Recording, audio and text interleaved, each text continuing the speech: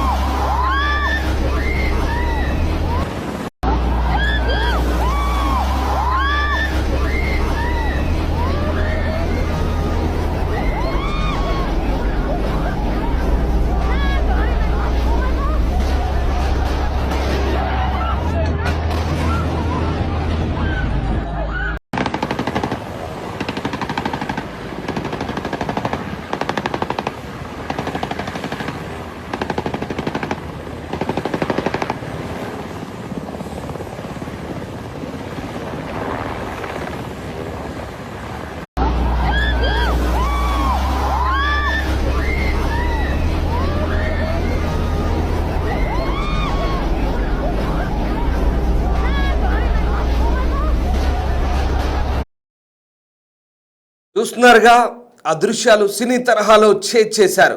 నడి సముద్రంలో వెనిజువెలా చమురు నౌకను సీజ్ చేసింది అమెరికా. బ్రిటన్ సహకారంతో జరిగిన ఈ ఆపరేషన్ ఇప్పుడు ప్రపంచవ్యాప్తంగా అంతర్జాతీయ చర్చకు దారితీసింది. వెనిజువెలాపై అమెరికా ముప్పేట దాడి చేస్తోంది. ఇప్పటికే అధ్యక్షుడు నికోలస్ మదురోతో పాటు ఆయన భార్య సిలియా ఫోర్స్ను అరెస్ట్ చేసిన అమెరికా తాజాగా ఆ దేశానికి చెందిన చమురు ట్యాంకర్ సీజ్ చేసింది. 2 వారాల అన్వేషణ తర్వాత ఎట్టకేలకు ఆ చమురు ట్యాంకర్ను బుధవారం నాడు ఉత్తర అట్లాంటిక్లో యుఎస్ బలగాలు స్వాధీనం చేసుకున్నాయి. అమెరికా ఆంక్షలను ఉల్లంఘించినందుకు ఫెడరల్ కోర్టు వారెంట్ మేరకు జస్టిస్ డిపార్ట్మెంట్ రక్షణ శాఖతో సమన్వయం ఆపరేషన్ చేపట్టి ఆయిల్ ట్యాంకర్ను నియంత్రణలోకి తీసుకున్నట్టుగా US army European command social మీడియాలో వెల్లడించింది. అమెరికా స్వాధీనం చేసుకున్న ట్యాంకర్కు మొదట బెల్లా 1 అని పేరు పెట్టారు. ఇది వెనిజువెలా చమురు సరుకుల రవాణాకు ఉపయోగించే షిప్ అయితే ఈ నౌకను యుఎస్ బలగాలు లక్ష్యంగా చేసుకోవడంతో రష్యా రంగంలోకి దిగింది. ఈ నౌకను రష్యన్ రిజిస్ట్రీ కింద తిరిగి ఫ్లాగ్ చేసి మ్యారినేరాగా పేరు మార్చారు. నౌకపై రష్యా జెండాను ఏర్పాటు చేసి మాస్కో నావికా దళాలు షిప్కు ఎస్కార్ట్గా పనిచేశాయి. దాదాపు 2 వారాలుగా ఈ నౌక కోసం అమెరికా తీవ్రంగా గాలించింది. 2 వారాల అన్వేషణ తర్వాత బుధవారం నౌక జాడను కనిపెట్టిన అమెరికా దళాలు ఉత్తర అట్లాంటిక్ మహాసముద్రంలో రష్యా జెండా కలిగిన చమురు ట్యాంకర్ మ్యారినేరాను స్వాధీనం చేసుకున్నాయి. అయితే రష్యన్ జెండా కలిగిన నౌకను యుఎస్ స్వాధీనం చేసుకోవడం అమెరికా రష్యా మధ్య ఉద్రిక్తతలకు దారితీసే అవకాశం ఉంది. ఇప్పటికే నౌకను సీజ్ చేయడంపై రష్యా తీవ్ర ఆగ్రహం వ్యక్తం చేస్తోంది. ఇతర రాష్ట్రాల అధికార పరిధిలో సక్రమంగా నమోదు చేయబడిన నౌకలపై బలప్రయోగం చేసే హక్కు ఏ రాష్ట్రానికి లేదంటూ రష్యా చెబుతోంది. రష్యన్ జెండా ఉన్న నౌకలను స్వాధీనం చేసుకునే ఏ చర్య అయినా మాస్కోను నేరుగా వివాదాల్లోకి లాగడమేనని స్పష్టం చేసింది. రష్యన్ జెండా కింద పనిచేసే నౌకలతో జోక్యం చేసుకోవద్దంటూ కూడా హెచ్చరించింది. దీంతో ఈ 2 దేశాల మధ్య ఈ వ్యవహారం ఉద్రిక్తతకు దారితీస్తుందా? ఏం జరగబోతోంది? పశ్చిమార్ధగోళం యొక్క భద్రత స్థిరత్వానికి ముప్పు కలిగించే నౌకలను లక్ష్యంగా చేసుకోవాలన్న డొనాల్డ్ ట్రంప్ ప్రకటనను ఈ స్వాధీనం మరింత మద్దతు ఇచ్చిందంటూ ఇక యుఎస్కు చెందినటువంటి యూరోపియన్ కమాండ్ ఎక్స్లో ఒక పోస్ట్ అయితే చేసింది. లెబనీస్ ఉగ్రవాద సంస్థ హెజ్బుల్లాతో సంబంధం ఉన్న కంపెనీకి సరుకులను అక్రమంగా రవాణా చేస్తున్నారనే ఆరోపణలతో 2024లో అమెరికా ఈ నౌకపై ఆంక్షలు విధించింది. డిసెంబర్లో వెనిజువెలా వైపు వెళ్తుండగా కరేబియన్లో దానిపై ఎక్కేందుకు యుఎస్ కోస్ట్ గార్డ్ ప్రయత్నించింది. ఓడ ఎక్కడానికి నిరాకరించి అట్లాంటిక్ మీదుగా వెళ్ళింది.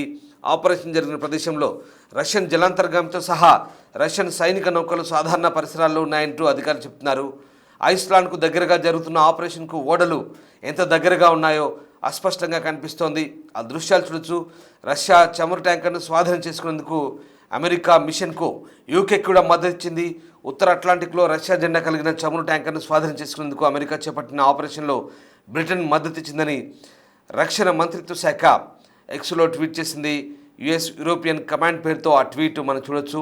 అలాగే అమెరికా చమురు ట్యాంకర్ను స్వాధీనం చేసుకోవడం చట్టవిరుద్ధమంటూ రష్యా వాదిస్తోంది. దీన్ని ఒక పైరసీగా అభివర్ణించారు. అట్లాంటిక్లో రష్యా జెండా కలిగిన చమురు ట్యాంకర్ను అమెరికా స్వాధీనం చేసుకోవడం సముద్ర చట్టాల ఉల్లంఘనేనంటూ రష్యా ఆరోపిస్తోంది. ఈ నేపథ్యంలో ఇక ఈ వ్యవహారం 1982 నాటి ఐక్యరాజ్య సమితి సముద్ర అంతర్జాతీయ జలాల చట్టంపై సమావేశం ప్రకారం నావిగేషన్ స్వేచ్ఛ వర్తిస్తుందని, అలాగే ఇతర రాష్ట్రాల అధికార పరిధిలో సక్రమంగా నమోదు చేయబడిన ఓడలపై బలప్రయోగం చేసే హక్కు ఏ రాష్ట్రం లేదంటూ రష్యా ఆరోపిస్తోంది. ఆ రకంగా రష్యన్ సిబ్బంది పట్ల మానవీయంగా మర్యాదగా వ్యవహరించాలంటూ కూడా డిమాండ్ చేస్తున్నారు. వారు త్వరగా స్వదేశానికి తిరిగి వచ్చేలా చూడాలంటూ రష్యా అమెరికాను డిమాండ్ చేస్తోంది. ఈ మేరకు ఇక అమెరికా లక్ష్యంగా చేసుకున్న ఓడల్లో ఒక ట్యాంకర్ కూడా ఉంది. సో మొత్తం మీద యుఎస్ కోస్ట్ గార్డ్ ఈ నౌకను అడ్డగించి దానిపై రష్యా జెండా ఉన్నప్పటికీ కూడా బ్రిటన్ సహకారంతో యుఎస్ ఆ నౌకను స్వాధీనం చేసుకుంది. ఈ మొత్తం వ్యవహారానికి అమెరికా ట్విస్ట్ పెడుతుంది. హెజ్బుల్లాకు, లెబనీస్ మద్దతున్న హెజ్బుల్లాకు ఆయుధాలు సరుకులు సరఫరా చేస్తున్న ఈ నౌకను ఎప్పటి నుంచో తాము వెంబడిస్తున్నామని, అది ఇప్పుడు దొరికిందంటూ అమెరికా చెప్తోంది. కానీ తాము ఎస్కార్ట్ చేస్తున్న నౌకను అమెరికా దాడి చేసి స్వాధీనం చేసుకోవడం సరికాదంటూ రష్యా వాదిస్తోంది. అందులో తమ సిబ్బంది ఉన్నారని, వారి పట్ల మానవత్వంగా వ్యవహరించి తిరిగి తమ దేశాన్ని పంపాలంటూ డిమాండ్ చేస్తుంది.